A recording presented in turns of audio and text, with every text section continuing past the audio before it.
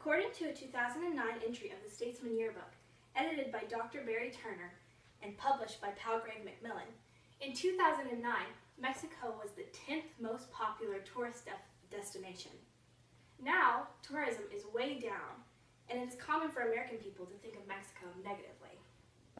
While Mexico has had some trouble with crime, it is also a country full of rich culture, as well as honest, kind, and hardworking people.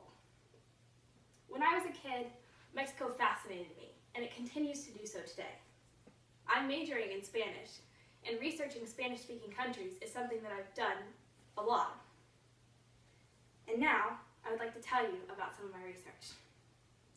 First, I'll tell you about Mexico itself. Then, I'll tell you about some of the culture and the people. And then last, I'll tell you about some of the communication behaviors in Mexico. To begin, I'll tell you a little bit about the country. Mexico lies in Latin America, next to the United States border.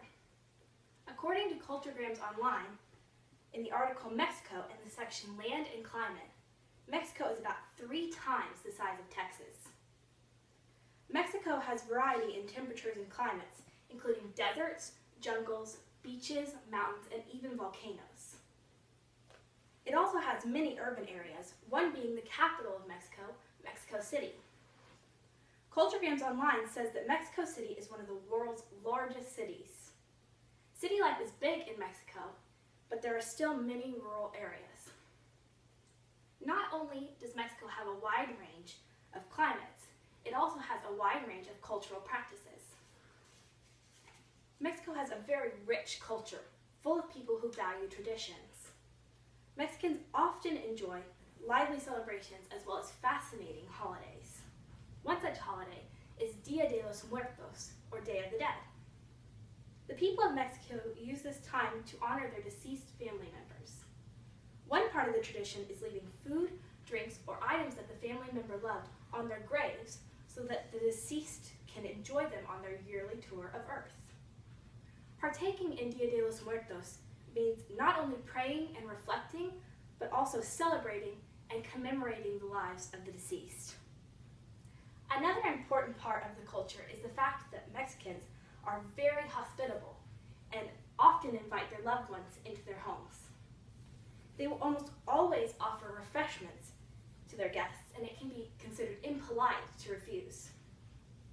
In addition to traditions as an important part of Mexican culture, the way Mexicans communicate is a vital part of their lifestyle. There are several forms of communication that we can look at, and I'm going to start with verbal communication. As expected, Spanish is spoken by 93% of the Mexican population. What you might not know, however, is that there are as many as 100 indigenous languages still spoken in parts of Mexico. These languages include some with Mayan and Aztec roots. In regards to nonverbal communication, Americans usually stand at a decent distance from each other when having conversations, but that would be considered unusual in Mexico.